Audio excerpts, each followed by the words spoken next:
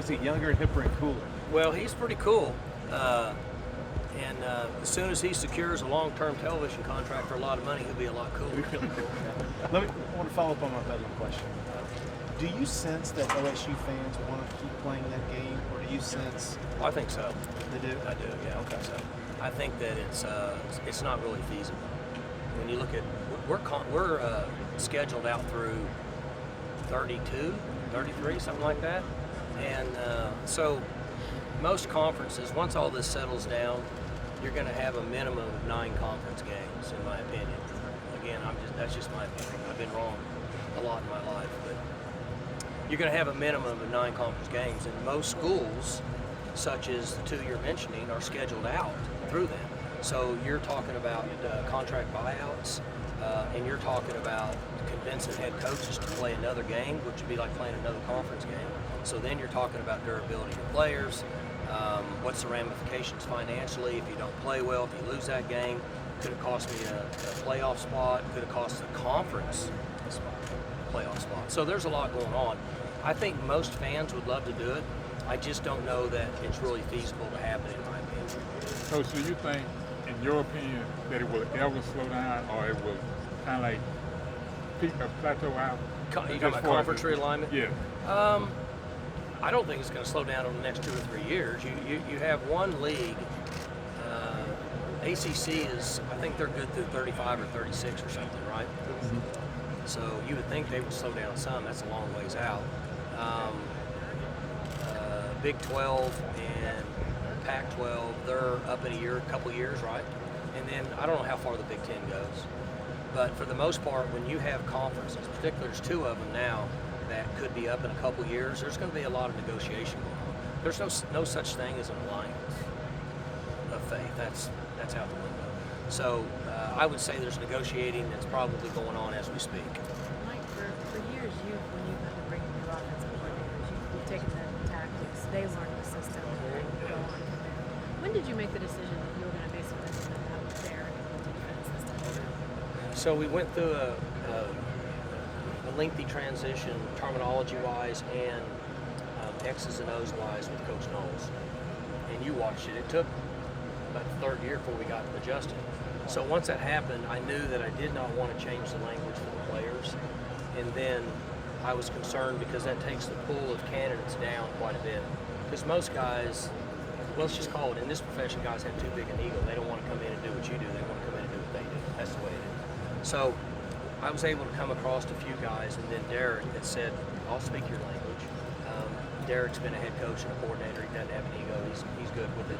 So he came in, he's put his twist on it, some things he wants to do, taught the coaches, taught the players, and the language stayed the same. So basically from the start, I knew that I didn't want to change the terminology.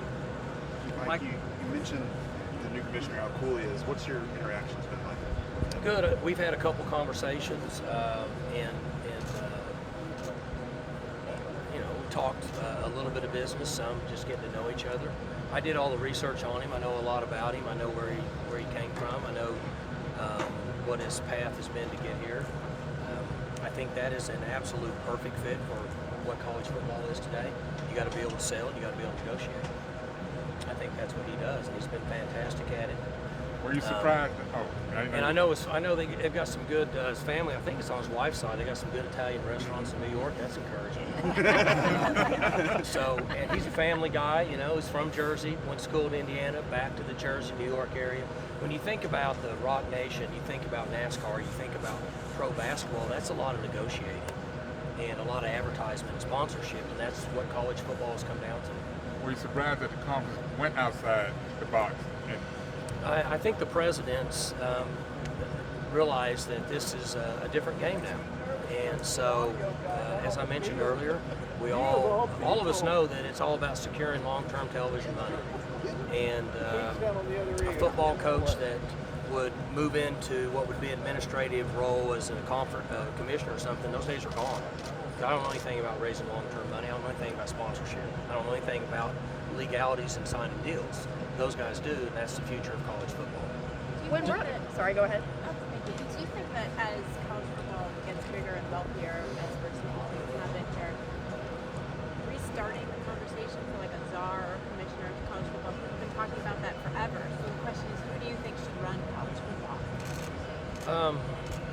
Well, right now, it's the CFP, right? I mean, when you say run college football, are you talking about one person? Well, you've got officiating and rules under the Oh, NCAA. yeah. You've got the CFP. All the money doesn't go to the NCAA. And that's Right. hoops. I see what direction you're going. My personal opinion on that is there's going to be a group. I've said this for 2 years. There's going to be a group of, I'm just going to say, 40 teams. I think they're going to come together. They'll have it distributed in conferences. Maybe it's 3. I don't know. And then they're going to have to come together with a committee, and they're going to have to restructure the way this happens, because who's in charge of NIL right now? Who's in charge of NCAA is there, but how much are they doing enforcing rules? It's a big picture now, and it's got to get back in line. You know, if the speed limit's 55, if you drive 67, you're going to get a ticket. If you drive 63, you're okay. But you can't drive 100, and because if you know nobody's policing it, you can just drive as fast as you want. That's what's going on right now. So at some point, I think there'll be a complete restructure in all of it. And when they make that committee, hopefully it won't be more than 3 people. When you form committees with 11 people on it and 17 people, just get in a room with 3 or 4 people. It's hard to make a decision, much less a lot of people in one room. So I think there's going to be a committee that's going to govern all that. They'll gather it back in, because the money's only going to continue to go up. I mean, it's just the way it is. It's not going to stop. Mike, do you want OU and Texas to stay in the Big 12 for the remainder of their contract? Oh, I don't know enough about if they leave early and they dump $80 million our way. I think that's awesome. You know, I just don't know. I can give you an opinion on certain things, like I did with Heather, but some things are out of my league, and I almost hate to talk about it because I don't know. President Oklahoma and Castiglione and Del Conte and those guys, they've got their own thoughts on what they can and can't do. I mean, that's another big picture, right? I mean, do they leave early? If they leave early, is there somebody going to financially support it back out that's not in the conference, or is it going to be a television network? I don't know. Mike, you mentioned you were talking about Bedlam up there. Do you want Bedlam to continue after Oklahoma leaves? Well, if we're going to play nine conference games, we're scheduled out through 32 or 33. Every year we have a Power 5 opponent at this particular time. That would be adding another Power 5 game. That would be 11 games at that level. Can the players withstand it? I don't know. I mean, the duration of the season. You know, if they went to 95 scholarships, make it easier, but I don't see that happening right now. I just don't think that it's feasible based on all the moving parts that have to happen for that to take place. If you had a 12-team playoff, would that be more enticing to play 10 or 11 Power 5 games? If they went to that, which Jenny, I don't think they will, because you're interrupting academic schedules. For example, at the end of the year, some schools are dead in finals week, some schools aren't. So, and then you're interrupting the bowl schedules, you're interrupting holidays, academic schedules, a lot of issues. If they ever decide to go from 4 to like 12, then I think what you said is exactly what's going to happen. In order to align yourself in a position to say that we're worthy of being in it, you're going to have to play maybe only one game a year that wouldn't be at that high level, because other schools are going to play it. And even if they lose one, they're going to say, well, they played 12 games and you didn't. And I think that would work against you more than it would help you. One thing too, when A&M left the SEC, it created basically a 10-year culture in Texas. You know, the 2 schools, there was a lot of hate on that. Do you sense that? Your family sense that, or is it just this is what it is now, business-wise? And it is what it is, and everybody just goes along. Well, you know, it's interesting. We go to conference meetings, and OU and Texas are in there. They're still in the conference. But I'm guessing when they leave, they're scratching down things that can help them when they're in the SEC. So it is an unusual situation. I think there's a business side of it that nowadays people say it is what it is, which 10 years ago, they might not even let them in the meetings. Right. But I think the world's changing, and people are like, yeah, they made a business decision. So, you know, the new commissioner, I mean, if I was him, I wouldn't let OU and Texas in any meetings. Yeah, for real. I mean, Siggy Owens, a friend of mine, Dale Conte's a friend of mine. They may be taking notes and running over here and telling them. I don't know what they're doing, you know. I mean, But more importantly, they know what the Big 12 is thinking. I say that jokingly, but I don't know. I mean, if you're strategically in a business meeting and you're in the same, if it's two cell phone companies, I don't want somebody from their company and my company, if I have new software, new technology, I don't want them to go develop it. I want to develop it. So, you know, I say that kind of jokingly, but really it's almost business as usual. Everybody gets along and they don't worry about it. Long term, do you think this league's in a good place for playoff access, given all the uncertainty going around there with the look of the playoff going forward? Do I think who's in a good place? The Big 12 is in a good place for playoff access. It is. We were very fortunate that the 4 teams that we gathered to come in this league are all going to bring a lot to the league. Okay? And I think the guy that they hired as the new commissioner is going to be fantastic for what he's going to do. We all know that what he has to do is it a difficult job? Sure it is. But we're in great shape now. We gathered a couple time zones from the East Coast. Okay? We gathered one out in the Mountain Time Zone. And all the schools that jumped in have been tremendously successful in football recently. And people don't really concern themselves with what happened 5 years ago. They want to know what have you done really lately, and that's the direction it's going. Go ahead. On that note, does geography just not matter anymore? Not anymore. Not when you took the Los Angeles television market schools and they could potentially play in New Jersey.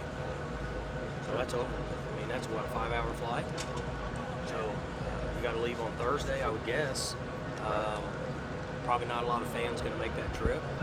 And I'm just guessing, maybe I'm wrong, but so geography's pretty much thrown out the window now. It's all about grabbing some sort of viewership in television market and hoping that you can fit your games into those time slots and that the 3 or 4 or however many networks will buy into it and they'll pay you to play on TV. Mike, with all this talk about stuff that's going on around college football, arms race used to be a big deal. Nobody talks about it anymore, but you're undergoing a pretty big renovation right now. How important is that for the state with locker room, turf, all that stuff? You've got to keep going, and I mentioned it up there. There'll be some battles to try to say that, let's just say in 2 years, 3 years, some of this settles down. There'll be schools wanting to say we have the best stuff. Our facilities are better than anybody in this league, so on and so forth. I think it'll be very important. Thank you. It's okay. When Brett Yormark sits up there and says, "Yeah, I want to make it, the Big 12 a more national brand, more contemporary," when you hear things like that, what kind of direction do you think, or what do you think maybe kind of needs to be done to elevate not just like you say, OSU out the brand, but kind of get the Big 12 out there? I think that's. I don't want to step out of my box because I don't pretend to be a business guy, but I think that's the world he lives in, and he knows that this is money driven, and essentially that he's willing to go coast to coast to financially support this conference and sell whatever it is that we need to sell so our schools can get good payouts so Chad Weiberg can do his job. I mean, that's really what it comes down to. It's not a complicated concept, it's just difficult to get there. So when I listened to, I didn't hear him, but I read it afterwards because I wanted to know what he had to say. That's why I think he's a perfect fit for what we're trying to get accomplished, because that's what he does. And the time I spent with him on the phone over the last few days, very humble, but very aggressive, very innovative, highly intelligent. And the one thing that I like about him that's very similar to the president of Oklahoma State is they're not scared. They're not scared to go out and take a chance. And they're going to be aggressive. And I think that's the way it has to be in college football, in my opinion. Guys, the last question. Mike, depending on what schedule model Big 12 eventually goes with, if they do like a permanent team, are there certain schools that make sense for Oklahoma State? Would you like to have at least one game against Texas, just to be the Texas market? We need to be in the Texas market some, and I don't think there's any question we will be. Once that starts to come out, you're seeing other leagues now that are getting. I think they're going to start to get away from divisions. The model of what we had where we all play each other, so we know actually at the end of the year who had the best win-loss record has worked for us. And I think that they're moving in that direction. And what that allows us to do then is to sit down with the conference and the new commissioner and everybody else involved and say, I'm going to guess he's going to say, okay, here's the schools that are in. What do you want? What do you want? What do you want? Okay, how do we put all that together? We're going to want to play in Texas. There's 4 million people in the state of Oklahoma. There's probably 4 million people in the Dallas Metroplex surrounding areas. So we need to be down here from a population standpoint. It helps us with students and with student athletes in this area. All right, guys, thank you.